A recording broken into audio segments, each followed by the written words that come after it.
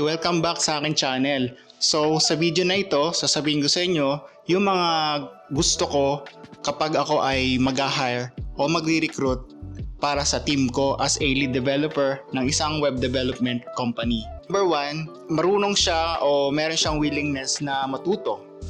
Bilang junior o senior developer, meron kang willingness na malaman kung ano yung workflow, kung ano yung mga culture dito sa company namin. Willing siyang matuto kung ano yung nalalaman ko, hindi lang tungkol sa company, yung beyond ng scope niya sa work related sa programming. Kung wala ka namang willingness na matuto talaga, wala kang purpose sa company. Kasi kung ang gusto mo lang is bilang senior o junior developer ka, kung gusto mo lang i-push yung iyong sariling ideas, bakit pa meron lead developer sa isang company kung hindi mo susundin kung ano yung na-set up na workflow at yung kailangan na gawin. But I understand na meron kang gustong i-push through, pero you have to know na it takes time before you can start contributing sa company. So number 2, merong strong research skill. Importante yan bilang programmer ka, developer ka, marunong kang mag-Google. At isa pa, marunong kang mag-YouTube at iba't ibang mga websites dyan kung saan marunong kang magbasa ng documentation. Importante yan bilang isang programmer. Hindi lang from AI. Kasi importante din na ma-check mo yung version ng documentation. Kasi ang ginagawa ng AI, sometimes outdated pa yung binibigay sa iyo na documentation. Na halimbawa, may library kayong ginagamit sa PHP which is nag-release na last month, pero yung nirelease pa na binigay pa ng Google or ng AI sa'yo is nung last year pa. So you have to know how to research properly. Check mo yung documentation, yung updated time ng documentation. Marunong kang search ng proper keyword para ibigay sa'yo yung tamang result. Importante yan bilang senior and junior developer. So number 3, gagamitin mo yung AI bilang enforcer mo, hindi bilang thinker mo. So bilang lead developer, marami na ako nakita ng ginamit ng mga junior and senior developer na ipinapasok sa repository namin kung saan nare-review ko, kita-kita mo pa lang na generated na siya ng AI. Paano ko nalaman? Meron kaming sariling coding style at meron kaming pattern na sinusunod sa company namin. So kapag may pumasok dyan na AI generated yung syntax o yung nirefactor yung code, ibig sabihin ginawa ng AI yan, alam namin yan. So walang mali sa paggamit ng AI, pero para sa amin repeated task lang siya dapat at pang-validate and review ng code. Hindi siya pwedeng bumuo ng isang feature kasi nire-risk mo yung security, performance and security ng product namin. So importante, gagamitin mo lang yung AI for text-based na review, na repeated na task, or itutulungan ka gumawa ng documentation at mga comment headers ng mga iyong functions. Pero yung bubuin mo isang feature, that's X yan dito sa bilang lead developer. I support na gumamit ng AI, pero pag gagawa ka ng isang feature o function, ibig sabihin dapat pala nag-hire na lang kami ng AI agent, hindi ng isang senior o junior developer na gagamit lang nun. So kailangan din kasi masanay ka na gumamit ka ng utak para magkaroon ng muscle memory lalo yung utak mo. At doon ka mahahasa.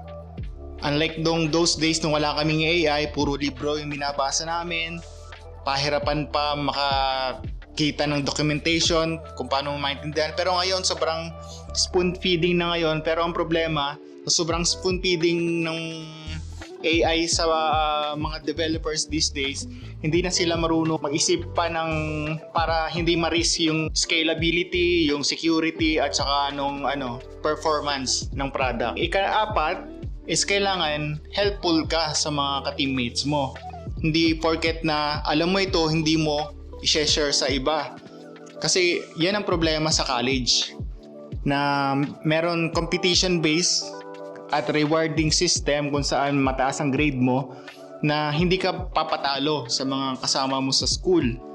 So, na-experience ko yan nung college na ako naman ay hindi ganun academic excelling student sa school, pero nakita ko yung mga classmates ko at sa ibang sections kung saan hindi sila masyado tumutulong kapag nakita ka nilang hina ka. Dapat pagdating mo sa team ko, halimbawa sumali ka, tulungan mo kahit sino, kahit mahina, kahit malakas.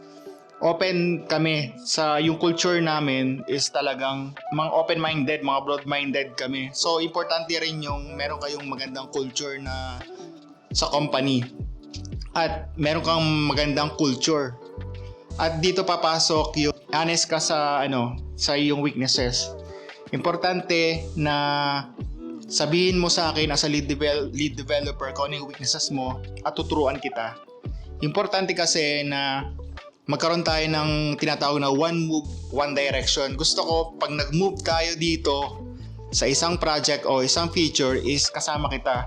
So bilang lead developer, gusto kitang turuan kung anong skill set, anong tools ang kailangan natin para ma-achieve natin at ma-complete yung feature o function.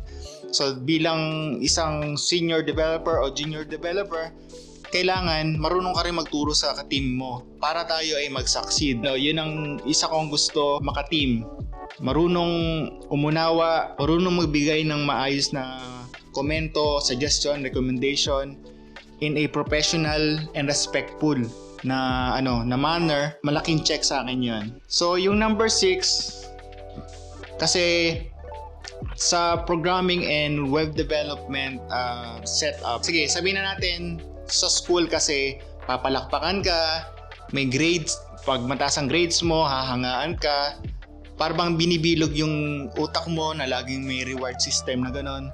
Pero I'll be honest, pagdating sa gantong company at sa mga gantong web development and software engineering na firm is high five ay siguro ay sapat na. Pero most of the time, pag nakapag-ship ka na ng product at na-push na sa production yung ginawa mong feature, is yun na yun. Walang pat sa ulo, walang ay ang galing mo. Walang ganun, pero meron ka namang sahod. Syempre, yun ang pinaka-rewarding system dito. At meron kang paid vacations, team buildings, may perks and benefits na ibibigay sa iyong companies, is yun na yun.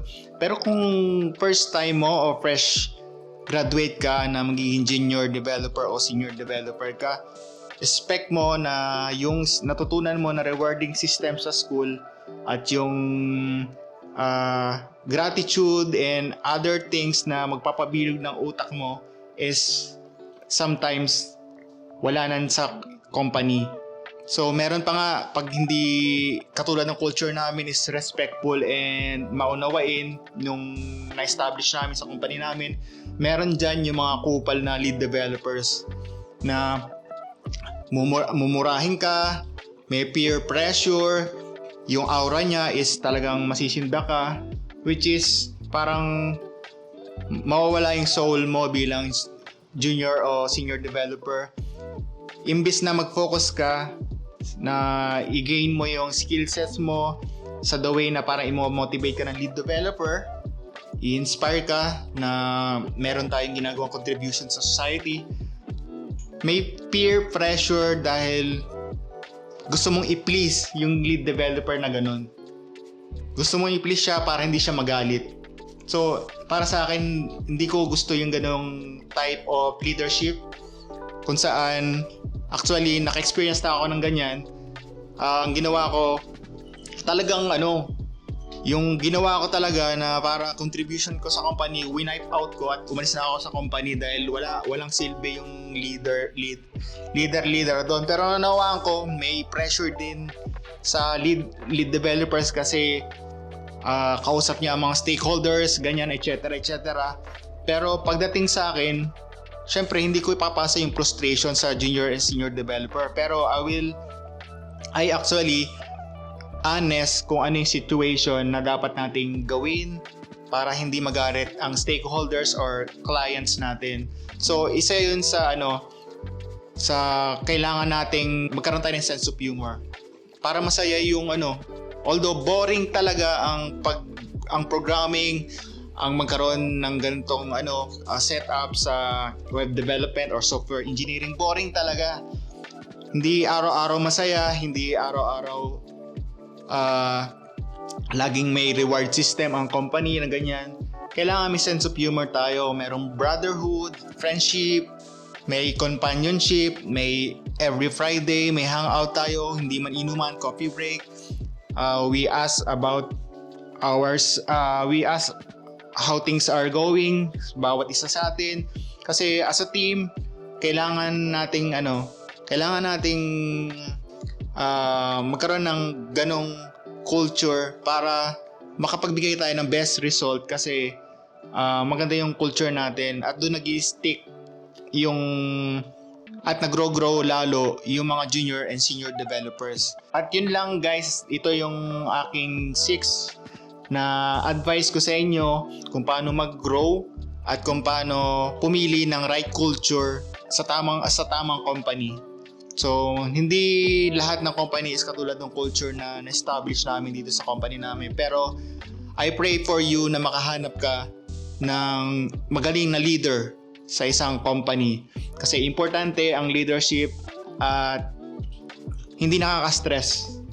Hindi nakaka-stress yung may peer pressure palagi. At siguro, iba rin siguro yung setup namin na hindi ganun ka-pressure.